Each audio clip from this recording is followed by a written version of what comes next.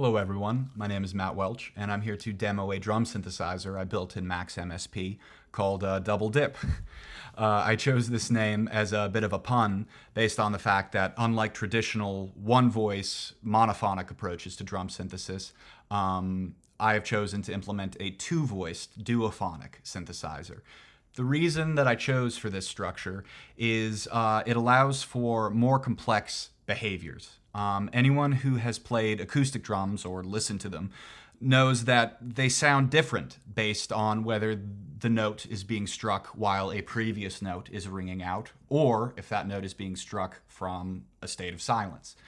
This is a huge source of organic, timbral, dynamic richness in drums that you don't frequently encounter in traditional electronic drum synthesis. So in order to illustrate this difference, I have taken the same pattern here triggered on a conventional drum synthesizer, in this case Ableton's Kick, which is provided and also built in Max MSP like mine. Let's take a listen.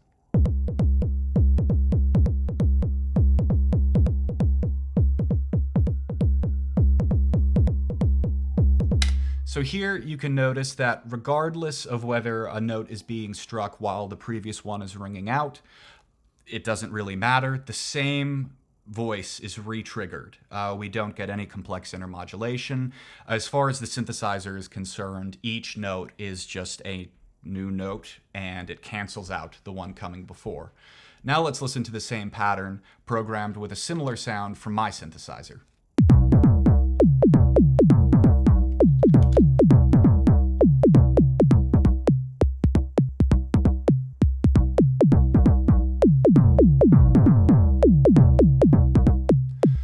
So you can hear here that we are triggering two voices instead of one. The voice allocation logic that I implemented effectively triggers the secondary voice whenever the primary voice is ringing out. On top of that, I've created an intermodulation, cross-modulation system, which allows the behavior of the second note to affect parameters with the first. So if you can listen again while I tweak some of these settings, you can see that the modulation depth and the frequency of operator 1 is being modulated by the envelopes of the secondary voice. So let's listen as I tweak these sounds.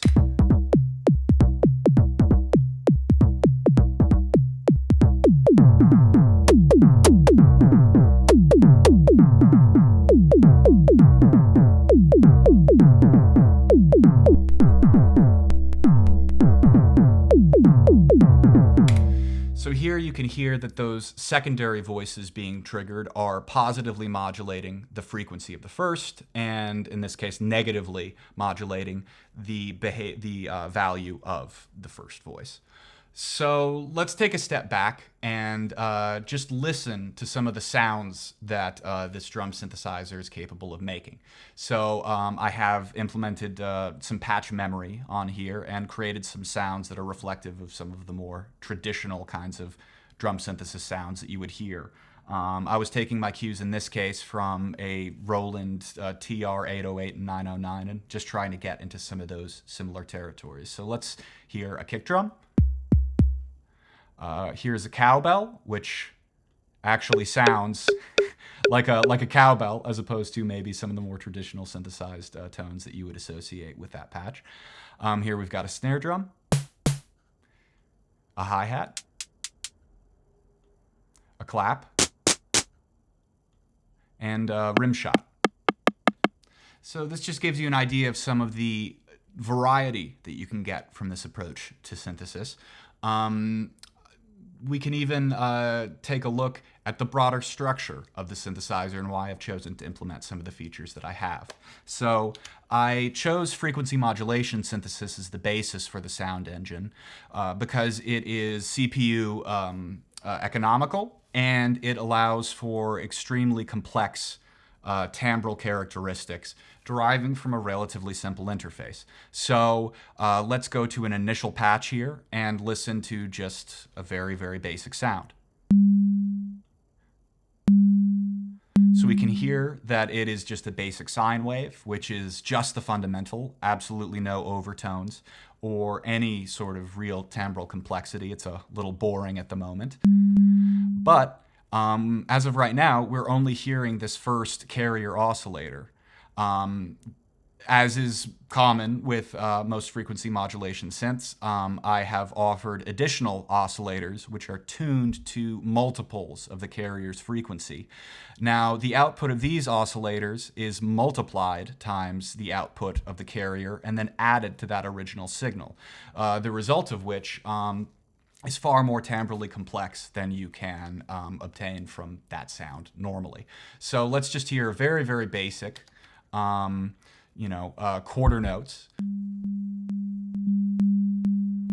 And let's start deepening that modulation depth.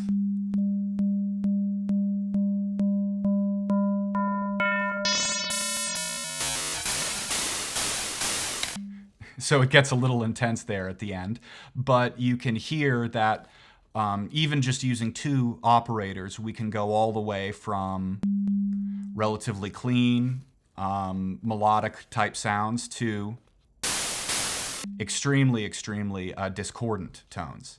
Now, a big way that this operates is through envelopes. The envelope on oscillator 1 controls the behavior in time of the volume. So here's a longer sound, and here's a shorter sound, actually here. Now we can control the length of this whole window in milliseconds, all the way up to 10 seconds. All the way down to 1 millisecond for more clicky type sounds. Alongside that, there is an attack offset,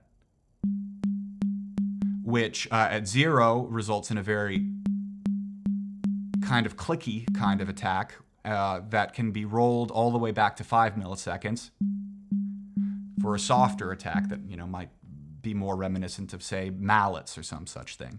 Now, on top of just this general envelope, which allows for alteration from logarithmic to linear to exponential curves, we can also insert additional breakpoints, which allow us to create more complex behaviors. So now you can hear that the amplitude of this signal is fading in and out in accordance with these envelope settings. Now, this is possible not only with this first envelope, but in fact with all of the envelopes, allowing for some relatively complex modulation behaviors. So here, as opposed to it modulating just quite hard at the very beginning, we can create a modulation behavior that fades in and out. So let's take a listen to that.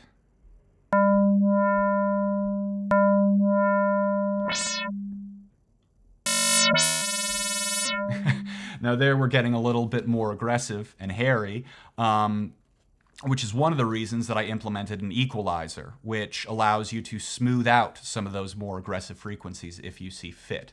So let's listen to this relatively intense sound one more time. Which, for a lot of people might be a bit much. Now let's try rolling off some of those highs.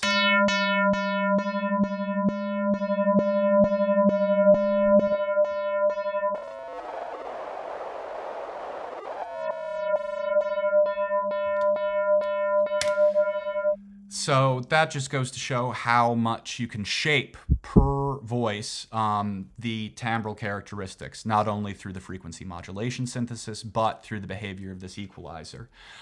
On top of that, I have allowed for pitch modulation, which is a really classic way of generating sort of a brighter, more transient, rich attack. So let's just clear out some of these modulation values and take a listen. So here it is without any pitch envelope modulation. Let's start dialing some in. So here you can hear that at the very beginning of the note, we are increasing the frequency, and as that note decays, it decreases exponentially. You can, again, like the other envelopes, create breakpoints, change the curvature of them, which just gives you a great deal of flexibility in how you can shape the tone. So if we were to, say, lower this a little bit, maybe to about 140 or so, you're already getting close to a very traditional sort of tom sound that you would hear on, you know, anything from an Oberheim to a Roland drum machine. On top of these various modulation and behavioral characteristics, I also have different algorithm selection. So in this case, you can hear, let's just crank up some of these modulation values. So algorithm 1, algorithm 2, as you can see, has different modulation characteristics and produces different tonalities.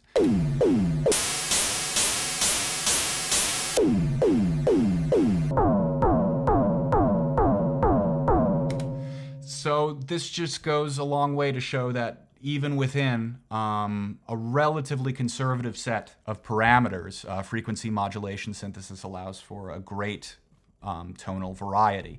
On top of the cross-modulation system that I mentioned, there's also a velocity modulation system, which can target either the primary or secondary voice or operate on them both.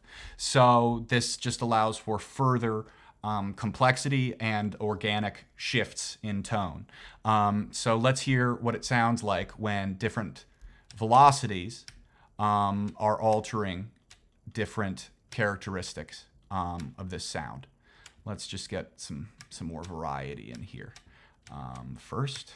Okay, so now you can see that we've got notes of different velocities and also notes that will be triggering either those primary or secondary voices. So let's hear.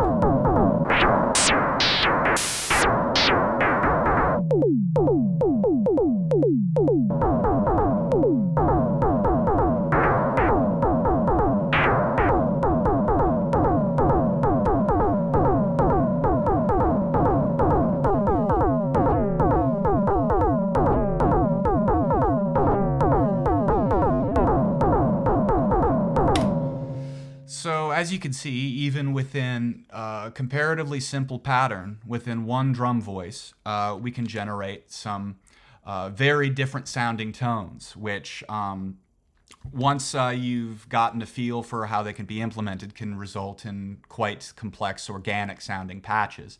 So just to give you an idea of how multiple of these voices would sound together, I just put together a very, very basic patch. In this case, in Ableton's drum rack, and I've populated them with various different drum tones, presets on the synthesizer. So let's take a listen.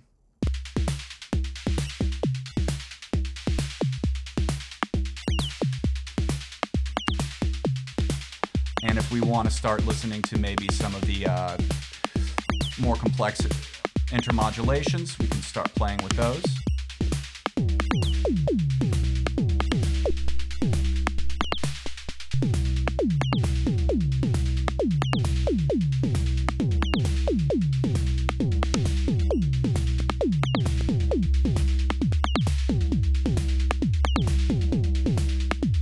And here, let's just try a different drum pattern on for size.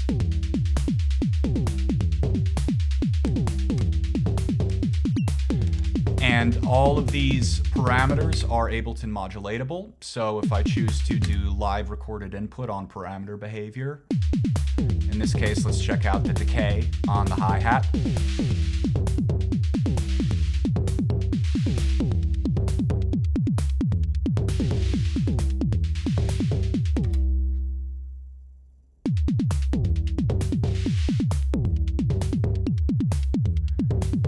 There we go. And this is just another source of potential timbral variety.